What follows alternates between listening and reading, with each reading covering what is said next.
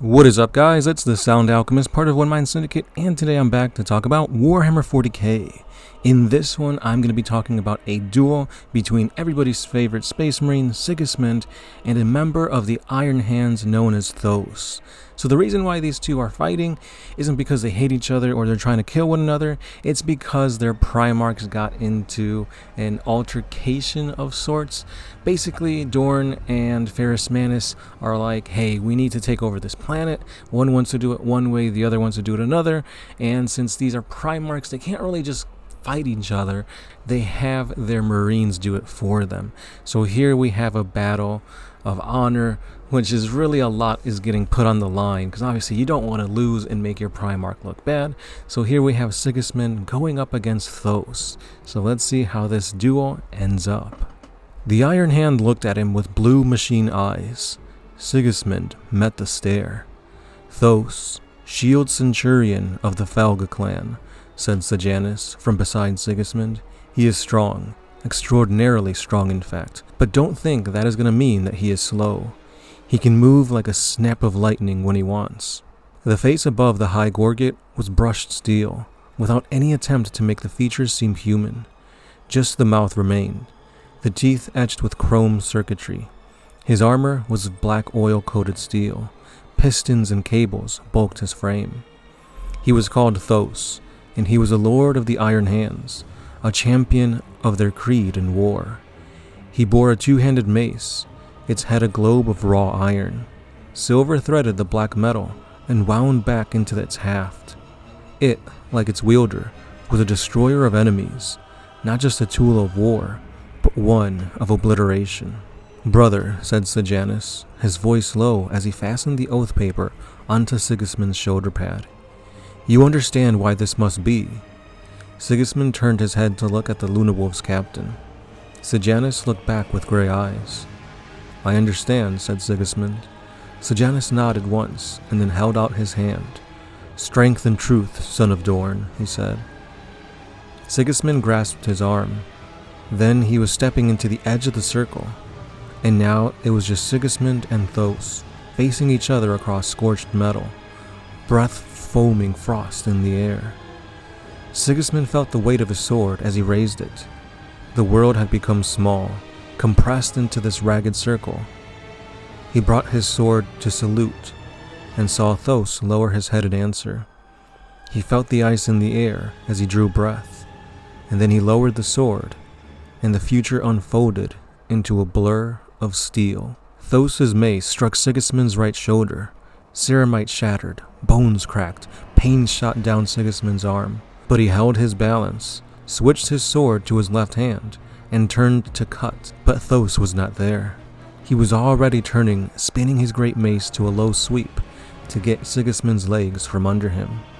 He was fast, very fast, and Sigismund jerked back to read the momentum of the mace and slammed a foot out. The kick struck Thos's left shoulder. The impact shuddered through Sigismund. It was like stamping on a mountain.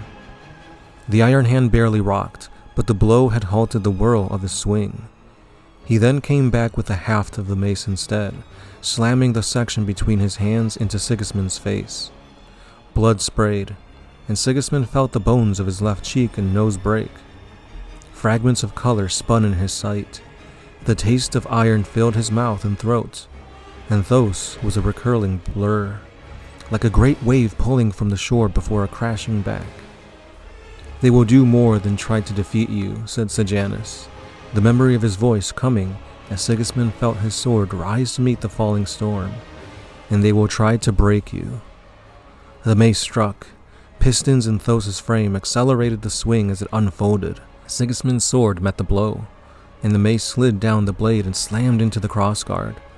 The power of the impact rammed the tines back into Sigismund's hand with enough force to shatter his thumb and fingers. Thos then pulled the mace back, and the pistons hissed in his shoulders. Sigismund tried to cut, but he felt the sword swerve from his broken fingers and deflect off of Thos's pauldron. Sigismund then yanked the sword away, gripping it with broken hands. Thos's eyes glowed above the line of his still human mouth. He then hit again, slamming with the crown of the mace to the grip of Sigismund's sword. The lump of iron mashed Sigismund's gauntlet into his fingers and crushed them in the sword's grip. Shards of ceramite tore open skin, bone and cartilage split. The pain was bright and sudden, like the flare of a phosphor grenade. Sigismund did not let go of his sword. He shifted, instinct moving him aside from another blow, aimed at his right leg. The mace hit his shin and spun him to one knee. He caught the fall in time to pull back from the mace as Thos spun the momentum of the first blow into a second that came up and into his guts. Falling, broken ceramite, ringing in his ears. His left hand slipped from his sword as he regained his balance. Thos was stepping back, giving himself space to swing once again. But Sigismund rose and cut, once, twice, 3 times, blinks of razor steel, the sword a hiss of a single breath. He was going forwards, and fluid was venting from Thos' severed piston feeds, his arms locking, as the tip of Sigismund's blade stopped dead between the iron hand's teeth. Thos went still at the blade's touch. A single impulse of nerves and muscle, and the sword would skewer Thos through the skull. Sigismund drew breath to issue quarter. Enough. The voice ground through the chamber. Ferrus Manus walked into the circle. Sigismund met the Primarch's gaze. This close, Sigismund could mark the lines of similarity with his own gene father. He could feel the wash and flow of power and presence, the thunder edge to the air, the promise of wonder and destruction. Sigismund felt it beat against his senses. He remained unmoving, the sword still poised. Thos' breath fogged the blade tip. Beads of blood were leaking from cracks in Sigismund's gauntlets. "Lower your sword," said Ferrus, but Sigismund did not move. "Did you not hear me?" said Ferrus Manus.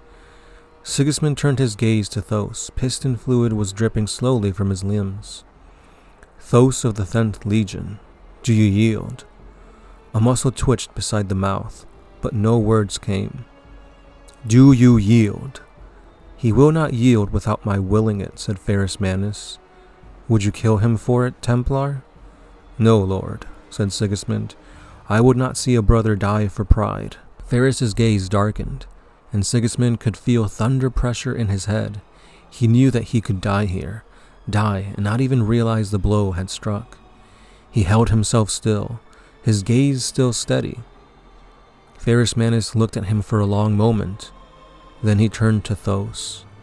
"Yield," he said. "I yield," said Thos. And we have the victor of the battle, Sigismund. This guy, the more and more I read about him, the more I see him in the Horus Heresy novels, the more badass this guy is, and I can see why he's a lot of people's favorite character. He's just badass incarnate. It seems that he's going to be losing one moment, and then he wins the next in the blink of an eye. And we also see the iron will of the Iron Hands here, who do not yield unless they are being told by their Primarch. So that could be a detriment, but it could also prove to give them more fuel to their fire to just keep on battling regardless of the odds. So let me know your thoughts down below here, and that's all I got for today. As always, it's been the Sound Alchemist, part of One Mind Syndicate, and I'll be seeing you guys in the next one. Peace.